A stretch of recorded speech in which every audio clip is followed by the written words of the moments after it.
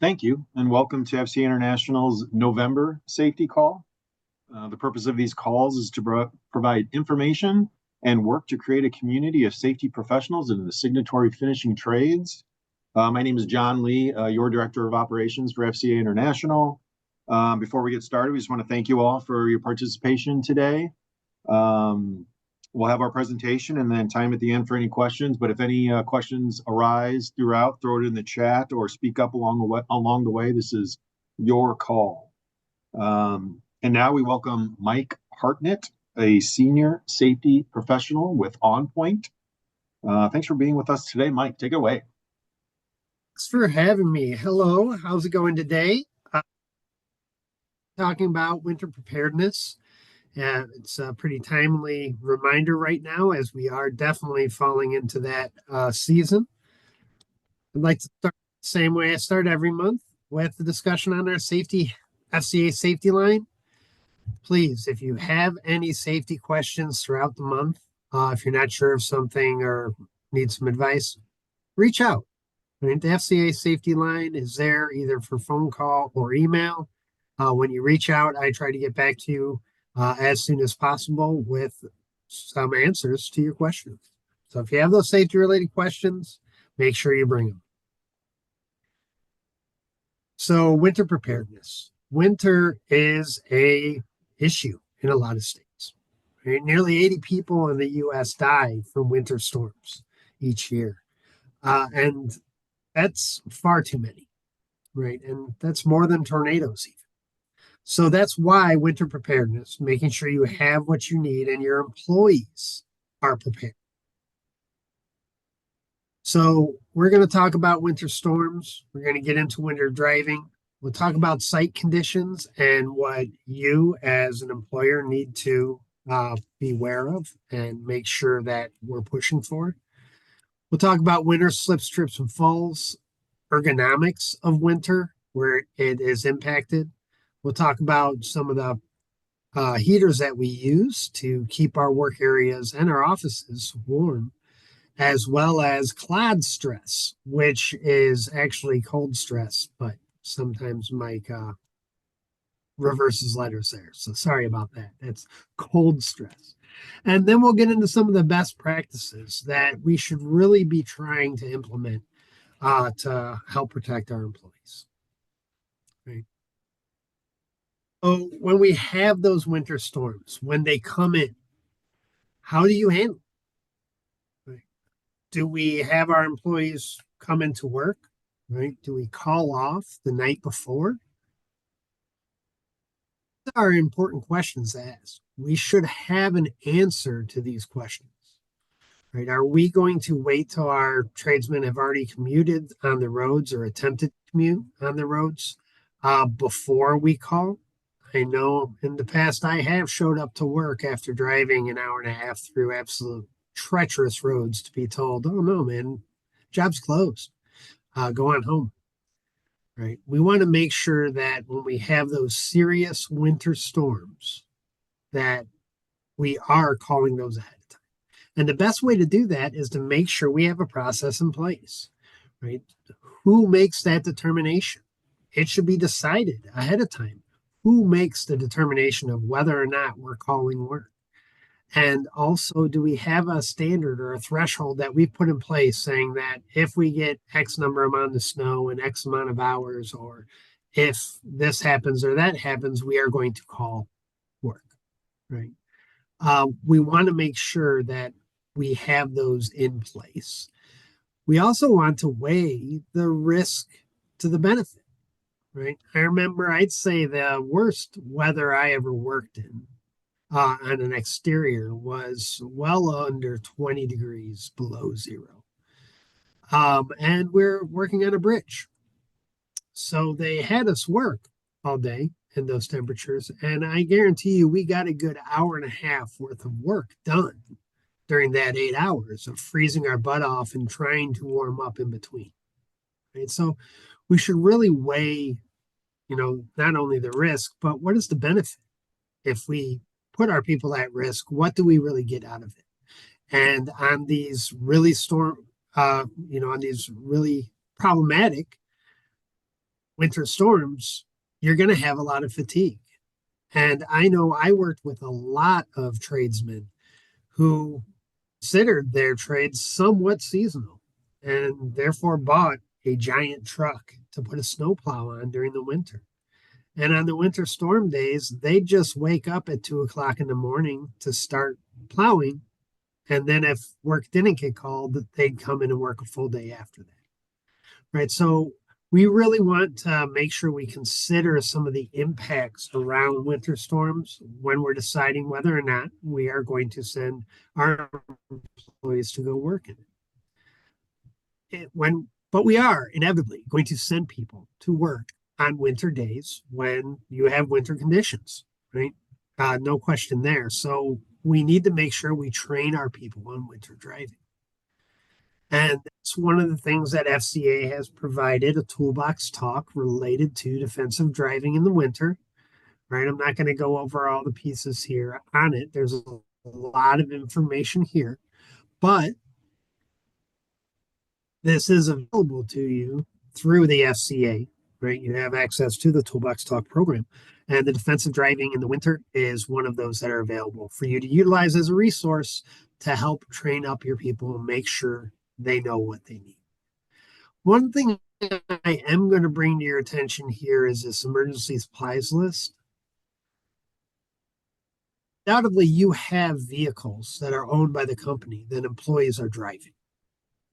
Do we rely on our operators of those vehicles to put together an winter emergency kit to go with that vehicle? We probably shouldn't.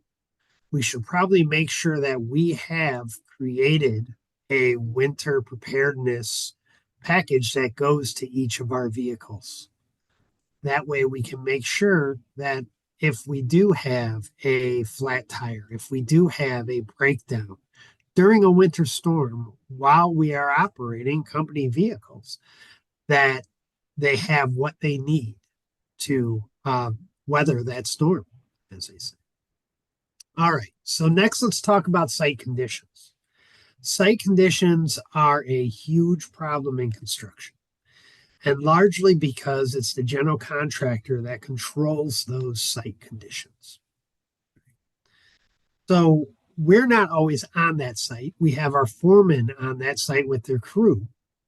And it's generally our foreman's responsibility to hold the GC accountable for maintaining the job site. Right. Now, this is a not all that great of a situation. Right. We have a foreman who doesn't have any power to influence what the general contractor says, making that decision of whether or not they want to bring up the site conditions with their office.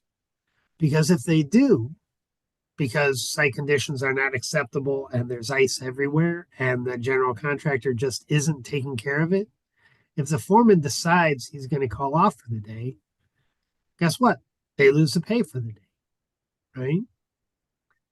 Well, does that lead to making an objective decision on whether or not to use stop work authority when the general contractor has not taken care of winter conditions? When you're doing that, when your foreman doesn't call it and your people are working through those conditions, you're exposing the employee to the hazard. And even though it's not under your control to fix, you don't have the ability to fix it or the responsibility to fix those conditions. You do have the responsibility to protect your employees from those positions. So I know we've discussed in the past OSHA's multi-employer citation policy. If we do get a bad injury or OSHA comes onto a site and sees these conditions, they're going to write citation to multiple employers as the exposing employer, right? You expose your employees to it. So how do we avoid this? One, we communicate our expectations to the foreman. Make sure they understand and know, whether or not our general contractors are taking care of their ground conditions. There's generally some precursors that we can tell and we have experience with a lot of our general contractors, and we know which ones don't do as good of a job with those site conditions. So we need to make sure that office is calling them, right? We need to make sure we communicate our expectations to the foreman that they do have that stop work authority for site conditions. And if they need to pull off of a job because a general contractor is not doing general shoveling, salting maintenance, right? And I do remember a few jobs that I was in that it was a skating rink to get to the job. And then once we were inside, everything was fine. But if I go down in the parking lot, that's still at work, right? You still end up with those same workers' comp costs. It still goes against the EMR, uh, experience verification rate for insurance costs. So, and we still end up out employee, right? Have to replace an employee on that job. So we want to avoid that. One of the things we can do is train everyone on these winter site conditions, right? And once again, FCA has a toolbox talk specifically aimed at this, what we should be doing to refresh our employees' memories on how to deal with winter conditions. Now, do your employees need to be reminded every year? I'd say yes. Have you been on the road during that first snow of the year and seen how everyone forgets everything about driving in it? I know I've noticed it. We want to make sure that our employees are getting refreshed so we don't backslide or forget these simple things. And when we put it as a an area of focus like this, then they're more likely to bring up an issue to the foreman if the foreman didn't notice it. What about the sidewalk coming in here? It's like a death trap. That's the type of information we want brought up, right? So that we can then address it and get it correct. And sometimes the front office is going to need to get involved to get a general contractor to take care of the site conditions around their job site that all of the workers have to travel on to get into the job site. All right, so next is ergonomics. One of the major ergonomic factors that impacts soft tissue injuries. We are a lot more likely to get those soft tissue injuries when we have that cold weather. Really, the only way we can address this is, warming up where we're working, right? Which works with heaters and whatnot if we have that ability. But when we're working outside, that doesn't help. So stretch and flex is a good option, especially in the winter. It becomes even more important in the winter because of that cold weather or that cold temperature being such a modifier or a magnifier of soft tissue injuries, right? Makes them a lot more likely. So we can go to a good stretch and flex program. Here is ergonomic stretching toolbox talk that's available through the FCA library that can really help limit the amount of those soft injuries, right? Those back injuries. We want to make sure that we're protecting our shoulders, our backs, our hands, our wrists, right? So implementing this, even if we just implement it for the winter period, right? Maybe summer, fall, and spring, you're ahead of the game. Ideally, we get used to doing this every day, right? Because it limits that impact even when the weather's not cold, right? Makes those soft tissue injuries a little bit less likely.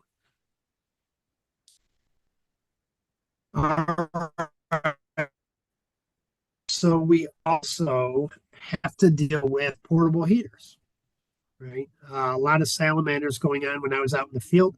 Those portable propane heaters, they have their risk, especially when we are bringing in, solvents. We use a lot more solvents, or at least I did as a painter, a lot more solvents in the winter than I did during the summer. Right. So when we have those solvents and we have portable propane heaters, you really can have an issue there. Additionally, if we have a propane heater that is not operating correctly, we can end up with carbon monoxide. right? So we want to make sure that we alert our employees to the hazard. Now, over here on the right side of the screen, you can see a little carbon monoxide detector for 129 dollars on Amazon. So they're not overly expensive. If you have a larger job with a lot of propane heaters, you may want to send a CO or a carbon monoxide meter with it so that we can test the air. If we're going into a place and we have a whole lot of uh, mobile elevated work platforms that are gasoline driving around inside a warehouse that usually has ventilation, but we've closed everything up in the winter, we may end up with that carbon monoxide issue. So we want to make sure that we alert our employees to that and provide tools for them to assess that if you find that is an issue in your area. They also have smaller units that you can get for your foreman that just hook up onto the back of the hat. That the carbon monoxide goes out of line, it'll start alerting. Right. So there's some options out there if this is an issue where you're working. Also have, or FCA has, a toolbox talk related to those temporary heating devices and the hazards that they can create. Right. So we want to make sure that we do not start a fire with a portable propane. Right. What is it? December, January, and February. Heating devices are the leading cause of fire. Right? So that's right where we're getting into. And we want to make sure our people are aware of what those hazards are. Now, those in office still have hazards with space heaters, right? There's space heaters in almost every office I go into. And some of them are in some pretty bad condition. So what we want to do is make sure we train our office workers on this as well, right? So we have a toolbox talk for that, but you really have to make sure you should be providing the space heaters that your employees need. That way you don't end up with a dinosaur that doesn't have tip protection, that doesn't have spark protection, that doesn't have a lot of the safety features that modern space heaters have. Because I've seen people with 30-year-old space heaters underneath a desk that they leave plugged in over the weekend. And, it's a miracle that they hadn't already burnt down that facility. So make sure we're looking for that. Make sure we are training our people on what the hazards are if they're bringing that equipment with them. So the next thing that we really need to do is talk about that first aid, right? Because that cold stress equation, low temperature and wind and wetness equals injuries and illness, right? That is a pretty steady equation there that pretty much works everywhere. We want to make sure that we have people on site that can provide that first aid, right?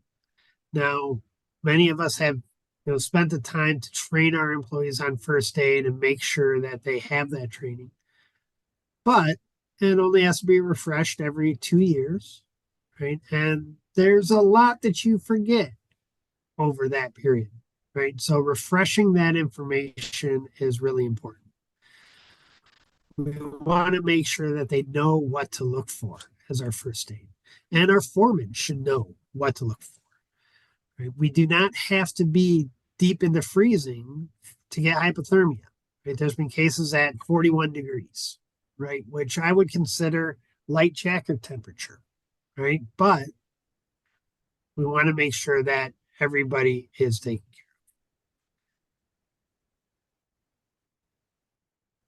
of. That knowledge with a first aid cold stress toolbox talk that really can make sure you get across that information so that we can have those discussions prior to work with our crew and make sure they know what to look out for. Especially as we have younger tradesmen come in, our apprentices, people that may be new to the area that we're working in, they may not really know what we consider to be common sense working in a cold climate. So that's something that you might want to look at. All right, so let's talk about some of the best practices we can do to really make sure our company is ready for winter, right? Prepared. If we go through this checklist and we can get all of this ready and going, I think we're going to eliminate a lot of those weather related, cold related, winter related injuries and incidents. So, first, that responsibility work should be assigned to a person and have those guidelines defined. Right? Pretty straightforward. Um, and those guidelines are going to change wherever you are in the country, right? If you were to put the guidelines together in Chicago and say, well, if we have 3 inches of snow, we're not going, uh, that's laughable here, right? Because we have the equipment to take care of 3 inches of snow without any difficulty, right? However, you then go over to, the East Coast, Maryland, Delaware, that area, and yeah, 3 inches is going to shut down the entire state, right? So these guidelines are going to have to be for your region and what is reasonable for your region. But it's worthwhile to set that ahead of time so that you have a measuring stick to determine whether or not we should be canceling. That helps us stick truer to our values, right? When we say, well, safety is important, we're going to make sure we don't violate safety for any reason. Well, what about if the job's really, really important? If you have guidelines, it's a lot easier not to have that impact your decisions, right? And go with the right decision of whether or not to send our people out to a job. Uh, Next, prepping all of your vehicles for winter and consider providing winter emergency kits to your employees.